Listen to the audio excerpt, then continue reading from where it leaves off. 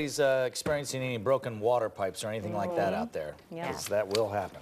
Well, the cold temperatures these past couple of weeks have sent folks scrambling to turn on their heaters and start up their fireplaces. And in several cases, kicking on the heat has actually sparked fires. So that is why Javier is live in Mesa this morning with more on how to prevent a problem like this. Good morning.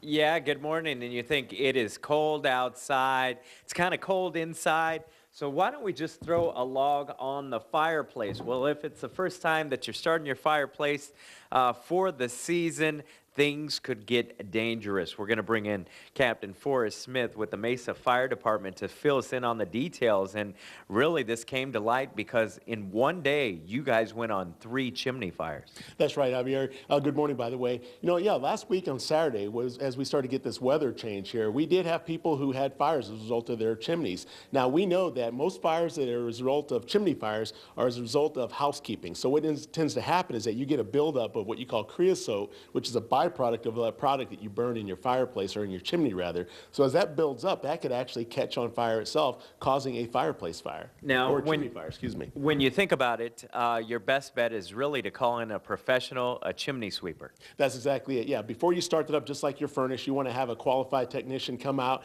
take a look at it, make sure it's clean, make sure it's in a proper working order as well. What about in stacking the logs in your fireplace? What's the proper way? Well, that's a great point. When it comes to wood or Duraflame logs or whatnot, don't get too aggressive with it. Just put enough in there just to give you a little fire. These fireplaces, especially when you have newer homes, aren't designed to take on that much heat. You basically have a flute that goes up, a small amount of space, and so essentially you can create enough fire to cause your fireplace to catch fire itself. I'm looking at this fireplace right here. It's kind of shallow inside, so what would be the proper way and where would you place that log right there? Well, mainly what I do is, of course, I'd have a rack in there to hold that up. We want to make sure that we have the screen closed off. You want to do a 3-foot rule. Anytime you have any heating type of elements like space heaters, whatnot, you want to have any flammable materials 3 feet away at least. So in this case, what I would do is I would make sure it's cleaned out, have that log in there, go with 1 log only, keep it closed off there, and from there enjoy myself. And you'd still get just as much heat. Absolutely, you sure would. Of course, this always brings to mind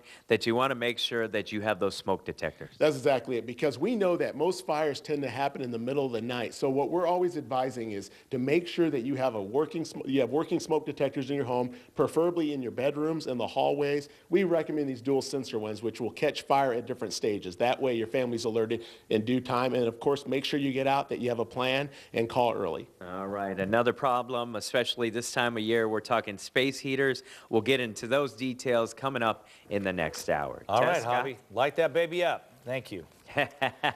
We need it, huh? It is 8:38 right now, and for the first time